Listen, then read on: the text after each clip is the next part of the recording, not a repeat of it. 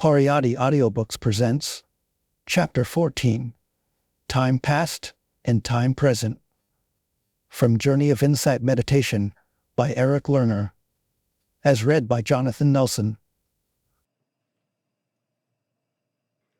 Chapter 14, Time Past and Time Present. Delhi, hot like a kiln. I wandered through empty streets at midday, making final connections. London, like a plunge into ice water, only hours later. I stood shivering in the transit lounge, my thin wool shawl wrapped tight around my shoulders. My socks incongruous in Indian sandals, even more incongruous in white pajama clothes, amidst fur and leather coats, heavy sweaters, and fat, flushed, liquor-stained faces. I was emaciated by comparison. Crash landing in Boston, hours late. Time sense destroyed. I slept last in Calcutta. A strange wakefulness haunted my body. Alert to ponderous events all around me, I followed my breath as a customs official began pawing through my bag. Suddenly he stopped and handed it back to me with an apologetic smile. I felt a rising thickness in my throat to get beyond that door. She would be waiting. At first, she wasn't sure she could, but after letters back and forth, she'd finally agreed. "Wait a minute, sir." Customs wanted another look. My Burmese shoulder bag was hidden under my shawl. They thought I was hiding something. I smiled. Dressed this way, what could I hide? They readily agreed and sent me on. Soft mane of curly hair in my hands, warm softness, and familiar sweet smell in my nostrils, bringing my head against her neck. Her eyes more dazed than mine. Who just got off the plane? She tried not to stare. Suddenly her eyes flashed like mirrors at me, and I looked for the first time. Good God, who are you? Maybe if I talked, she'd recognize me. So I filled the car with strange tales. My sister was silent in the back seat, uncomfortably silent. Then we all were. Another house, a room with flowers in a vase and a welcome note on the door. Some old possessions of mine transplanted here for decoration. Certainly not for familiarity. I couldn't say that I recognized any of it. Only her. The only thing that felt right, felt like it was not dissolving against my mind, was her warm touch. We sat before a fireplace full of embers. No more stories. We held each other, lying on the rug. I asked her if she would stay the night. Funny, after 8 years together, I had to ask. After a moment of serious struggle, she acceded to the humor and accompanied me to bed. An hour later, the bridge of exquisite closeness was washed away in the flood of her misgivings. Our closeness was too much for her to bear. This can't happen again, she told both of us. Her explanations were beside the point. To tell me why, really, would be excruciating for her, allowing me that access to her heart that she desperately wanted to close now to ensure our separateness. I had no elaborate objections. Something told me that this was all wrong, that we could work through it, but my reflex was to watch, as I'd been trained these last months, to be aware of pain and impermanence. Her words and her decisions were just events, further explosions. We shared tears. "We can't be what we were to each other," she repeated over and over as we sat in the dark rooms. "And we can't be strangers," I replied, feeling my love bounce off a stone wall. Feeling her denial of what was there, and her refusal to gamble her denial by exploring it. and so we even managed a final scene of goodbye. "What happened to your testosterone?" my friend Martin asked quietly, popping the top off a cold bottle of beer. I didn't recognize the word. He offered me a glass. Beer used to be my favorite liquid, but I passed.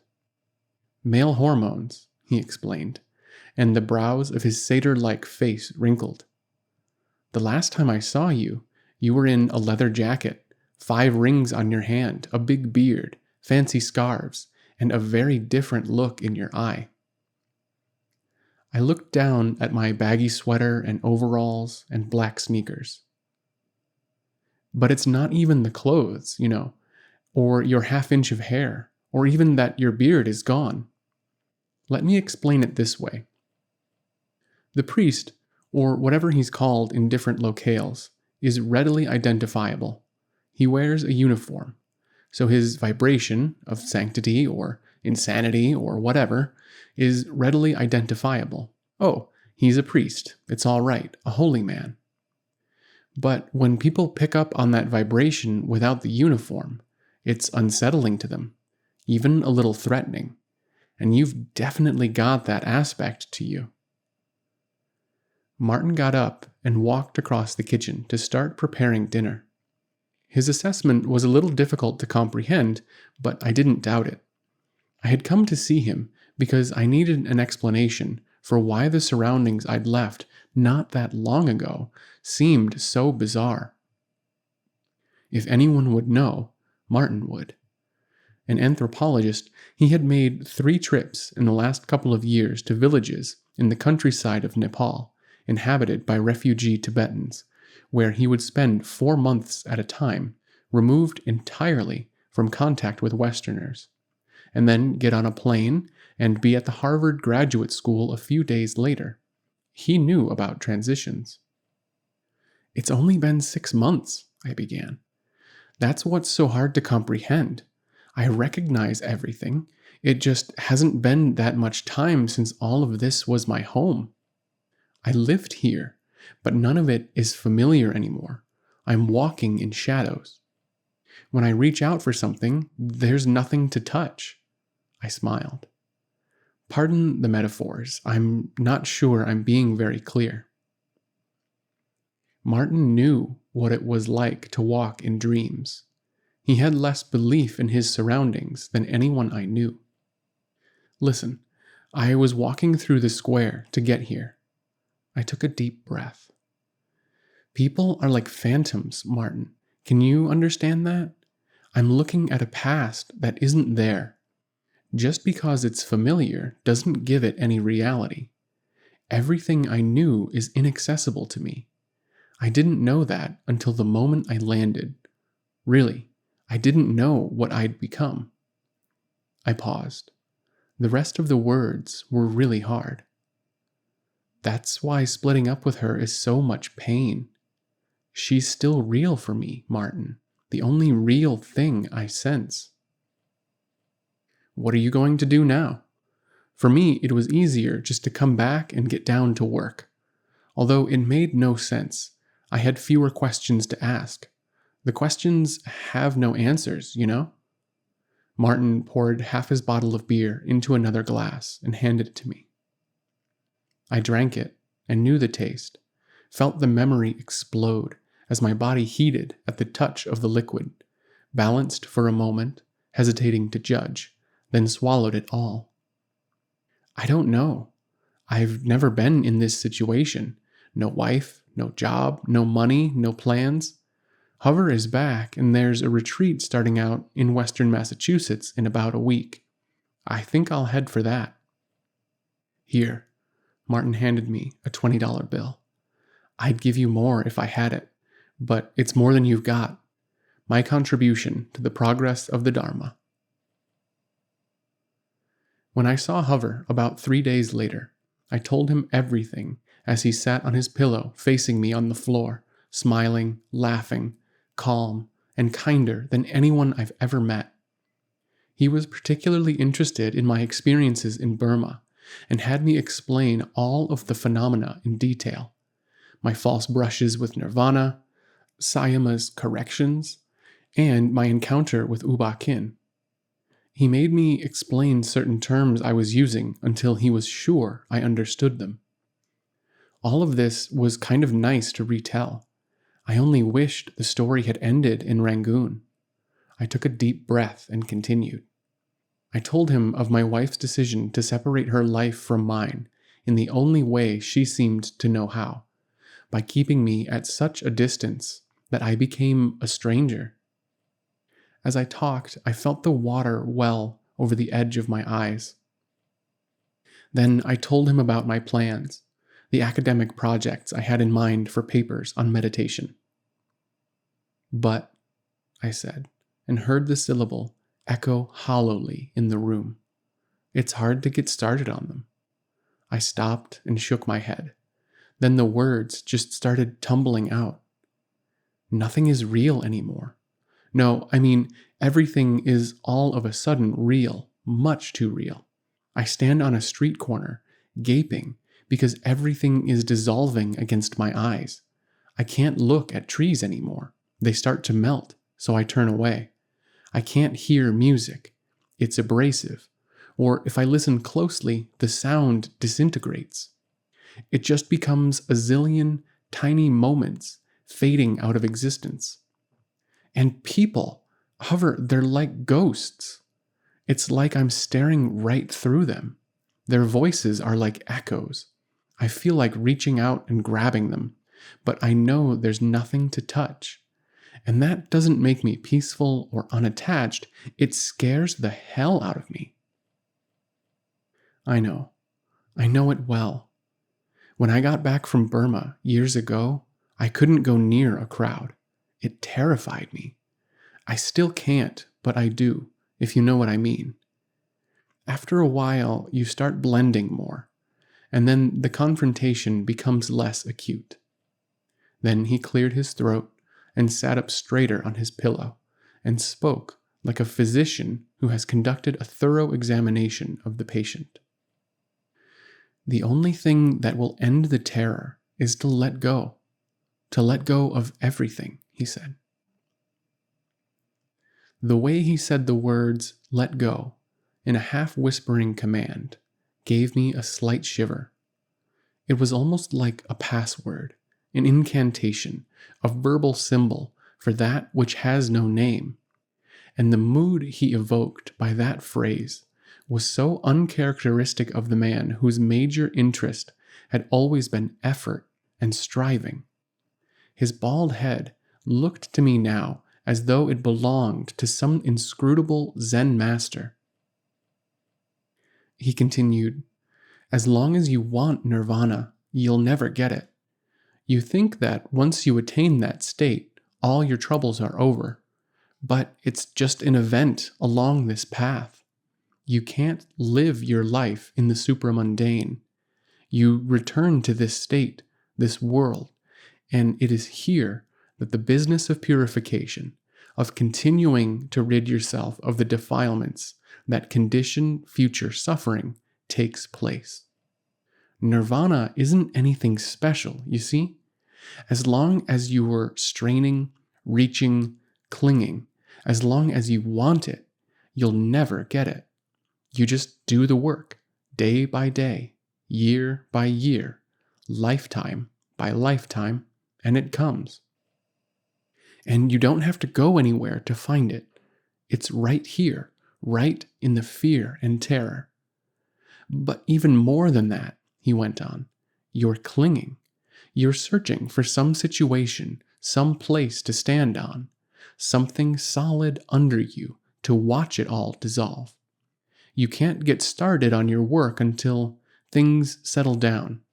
He paused and rubbed his eyes. I'll tell you, he said, as if confiding in me. They won't. That's not the nature of this process once it takes hold of you. His whole demeanor began to change. He sagged a little, as if he had just put down a heavy load, the burden of teaching. I'll tell you the truth, he began again in a matter-of-fact tone that disturbed me a little. I don't really know what's going on here. What am I doing sitting up there?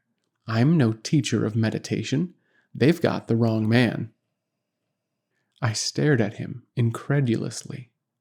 I didn't know what he had been up to since I saw him in India 6 months past. But if he wasn't a meditation teacher, I couldn't name one. I recalled the nervous, often uncertain person I had first met 2 years ago. The transformation was remarkable. From the first evening of the course in Massachusetts, I had sensed an enormous difference. The calmness in his voice, the control, the power that radiated from him like an aura. None of this makes sense, you see, he went on. Meditation courses in America taught by an engineer? Well, if I let it happen, I could teach every day until next Christmas. That's how many people want it to happen. So somewhere along the line, I realized there's much more at work than I know. That my rational, reasoned decisions mean very little. In a sense, this is where the path becomes much easier and excruciatingly difficult. You realize it's not in your hands, that this thing goes on despite you. All you have to do is let go and hang on for the ride. But that becomes a subtler and subtler trick with each step you take. Well, let's go back to you now. I think you should take it easy. I was startled. I'd never heard him give any advice except to keep working. I wondered what I was doing wrong. You've been through a lot, worked your way through some big obstacles. Now it's time to relax a little. Sit when you want to sit, whenever you feel like it. Help out some in the kitchen. Read. Have a great time. This is a beautiful place, this camp. Enjoy it. Go for walks. I'll tell you, the best atmosphere for meditation is that of a country resort. At first, I didn't know what to do with Hover's advice. It took an enormous effort to overcome the guilt and doubt of my own motivations when I skipped that afternoon's group sitting and remained in my cabin writing in my notebook. But I did it anyway because it felt right. I started to understand that his admonition to sit when you feel like it meant more than the linguistic convenience implied. It forced me to focus my attention on my intuition, to make choices choicelessly, boldly, without the comforting support of authority, convention, or reason. Hover was telling me to enjoy myself at a country resort and not mope along on a guided tour. Part of enjoying myself, it seemed, was not trying to get anything done. It was important not to sit when I most wanted to, because this wanting was tied to anticipation, expectation, getting absorbed in the next event, the next sensation, wondering if perhaps this hour wouldn't be the one in which it happened. This was the time for a walk, to put aside my hungry quest for nirvana, which Hover had made me realize wouldn't help me anyway in dealing with my wife or finding a place to live. So when I did sit down in the hall, it was with nothing special in mind. I just sat. For an hour or sometimes more, I watched and noted as dispassionately as I could the recurrent images of 8 years with a single person parade before me. The pain was stunning, like a dentist's drill on an unanesthetized tooth. All the anxiety, shadow fears, fantasy, and nameless terrors I had met during the past 6 months seemed like preliminary bouts to this main event. Its tangibility, the hardness of the fact of my wife's departure from my life, seemed overwhelming to face. I would close my eyes, and as soon as I relaxed my mind, the thoughts would crush me like an avalanche. I couldn't move from under them, couldn't place my attention elsewhere. I wished for some knot in my neck to divert me from the fire of my mind, and I smiled bitterly as I recalled the moments of bliss in Ceylon when it seemed so clear that the pain was over.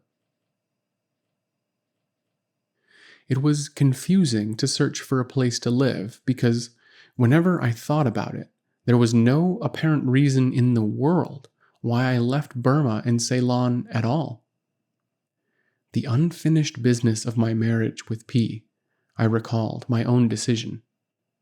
Now that had been so quickly concluded, and I found myself in the cold, inhospitable dampness of early spring in New England.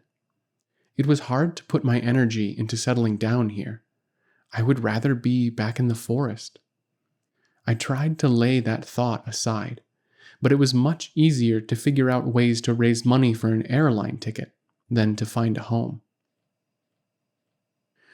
The easiest and most painless solution was just to stay where I was staying, at the farm with the people who had first brought me to meditation. Over the years, we had become friends, and after Cambridge, the farm was the only place I could consider going upon my return to America. A couple of the residents had taken Hover's course with me, and afterward, I returned to the farm with them.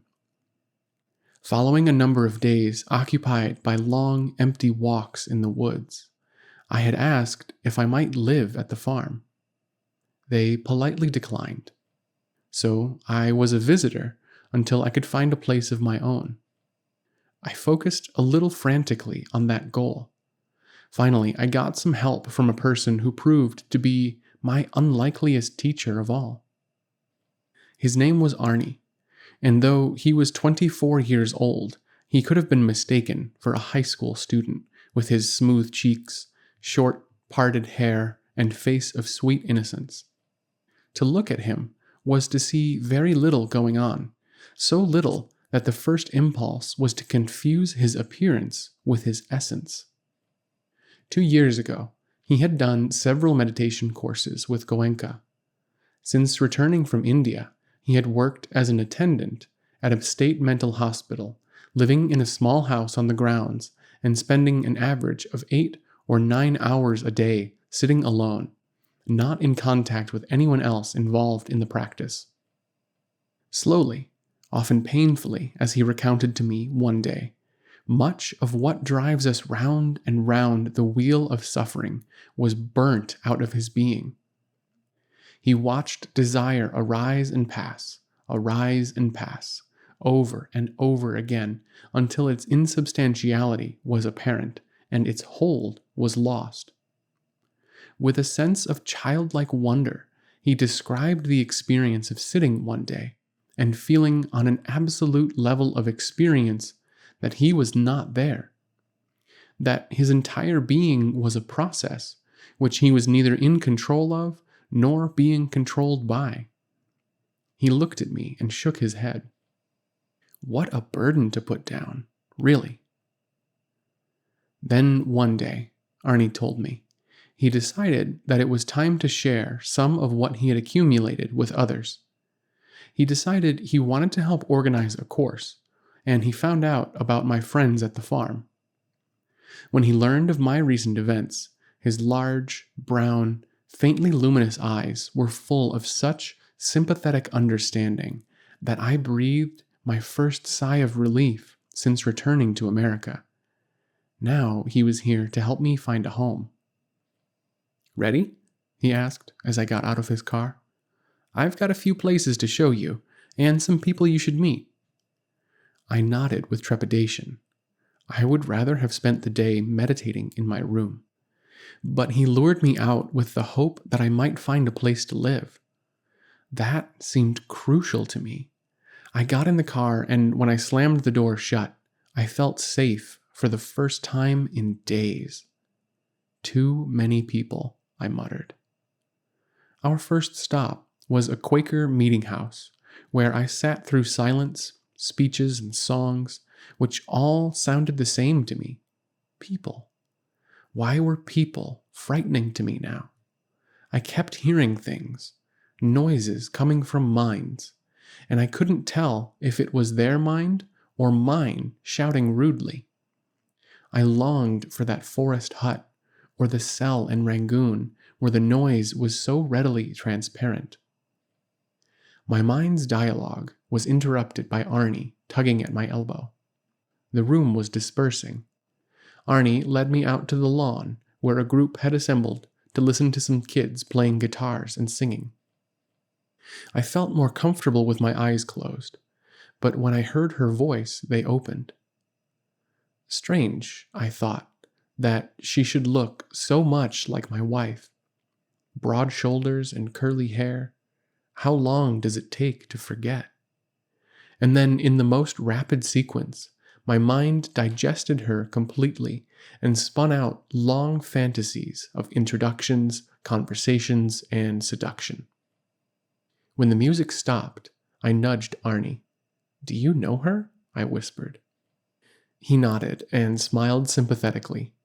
"She lives with that guy over there." I felt a deep sinking within my body, as if my throat were working its way down into my chest. Why did that little news hurt so much? The pain that came from looking at this woman was not caused by her being unobtainable, but by the mind-body sensation of wanting her. The experience of cells stretching and gasping, mind fiber rubbing against itself deliciously. This was pure pain. "Arnie, have you been together with a woman lately?" We sat on a bench in the empty hallway. The congregation had gone its many ways. "I used to have very intense relationships with women," he said. "In fact, one lasted through my trip to India. That's one of the reasons I came back here, but I think it's finished now, that need. It wasn't easy. It would be hard for me to describe the pain of sitting and watching that need for days and months, feeling tears dripping down my face and not knowing what they were for. But then it passed, and I don't feel that anymore." It was a key moment for me. I had to look at Arnie, and I had to look at myself, and how we looked alike. How much alike, and how much that frightened me. Did I want to lead the kind of monastic life in America that Arnie did? I remembered my friend Martin's comment about my loss of testosterone. "She reminds you of your wife," Arnie said, with a soft smile of sympathy. "Watch out for ladies with guitars. Watch out for your memory. Nothing in itself can remind you of anything. Only you can. You can choose. It's surprising how much choice we have in suffering. Just watch it a little, and you'll see." Could I choose to be Arnie? Would my face ever be that radiant? My mind that simple and loving? I wanted to ask what it feels like not to want, but the question was superfluous. All I had to do was watch Arnie and others around him. People who'd never heard of meditation gravitated to him. My lady rock singer, Fantasy herself, standing beside him, unselfconsciously linking her arm in his, sweet ease on her face, void of tension, and yet something powerful passing between them. Love. Arnie's quiet love. We weren't in a huge rush to move on. Arnie sat quite still. "I still feel drained after being in crowds of people for a while." I nodded vigorously. That faint sense of street corner exhaustion, like a late summer thundercloud in the air. Oppressive, hot, confining, a sensation that made you feel a need to escape. But Arnie's remarks contained none of that. This was where our shared understanding ended, where my own understanding strained to comprehend him. He was drained. He was fatigued. But behind that, he was just the way he always was. And me? Inside, the fatigue produced a huge urge to flee. I stood up. Arnie followed. We had a list of people to see that afternoon, all possibilities for me to find that place to live alone, which seemed absolutely essential. By late afternoon, though, none of them led to anything, and I was exhausted. We started driving back to the farm. "Far out," Arnie said, as he made an unexpected turn off the road. "I forgot this place was here." He pulled the car over to the side of the road, and I followed him into a variety store. It was getting on in the afternoon, and we still had several stops to make. "What do you want in here?" I asked. He shrugged. "Let's see what they've got." It was hard to say. Boxes of merchandise were piled everywhere, in absolutely no order, floor to ceiling. Empty cartons filled the corners. A TV set was perched above the counter, chattering the football game like a caged parrot.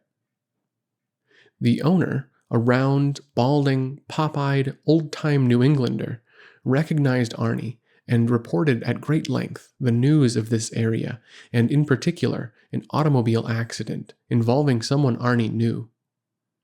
Arnie seemed to melt into the chaos. He chomped contentedly on a chocolate ring-ding and some potato chips. I was afraid I'd never pry him loose. Another customer finally came in and took the owner off in search of laundry soap. "Nice place," Arnie said when we were outside. "Nice it would be to work there." Then he said quite cheerily, "Have you had enough of banging your head against the wall?" I looked at him incredulously. "You look like a little mouse lost in a big field, running around trying to find a hole. You're never going to find anything until you learn how to sit still." His smile was perfectly serious. A serious smile. It forced me to gather my attention. I realized for the first time all day, I was becoming aware of my state of mind, its totally indulgent preoccupation with the goal of getting a place to live. I almost laughed. Arnie had been humoring me all day. "You weren't trying to find a place at all, were you?" I said. He shrugged. "If we had found one, we would have found one. I didn't think the chances were particularly good, considering the shape of your mind, but you had to find that out." "Well, what do you think I should do?" I asked. "Do? I don't think you should do anything. Or rather, I think you should try to understand that you can't do anything. When you know that, it'll do itself. See, you missed a lot of good opportunities today. I introduced you to some very good people, and there were moments when you could have learned a lot, but you were set on finding a place to live. That's what today was programmed for. So you missed a lot." We were stopped at a red light. He pointed again. "The light turns and we go. But can you understand there's nothing out there? Nothing. We move from nothing to nothing. As if we were stepping out of a spaceship into absolute empty darkness. No up or down, and the boundaries are infinite. That's reality, not the spaceship. That's a toy. You want to find yourself some spaceship to navigate in. Forget it. All you'll get is glimpses through the portholes." Arnie's voice had a quiet earnestness, a kind of joyful understanding that I'd never heard from anyone before. "Don't you see? All situations are empty. They have no weight, no significance. So if you watch, then everything has something to teach you. Nothing is wasted. Everything is useful. I don't know why you're back here in America and not in India. But as long as you keep asking yourself that, you're wasting the chance to find out."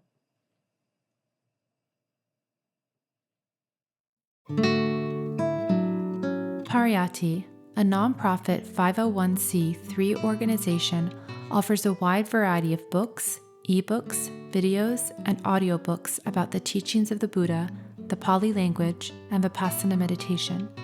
Browse our complete catalog at www.pariyatti.org.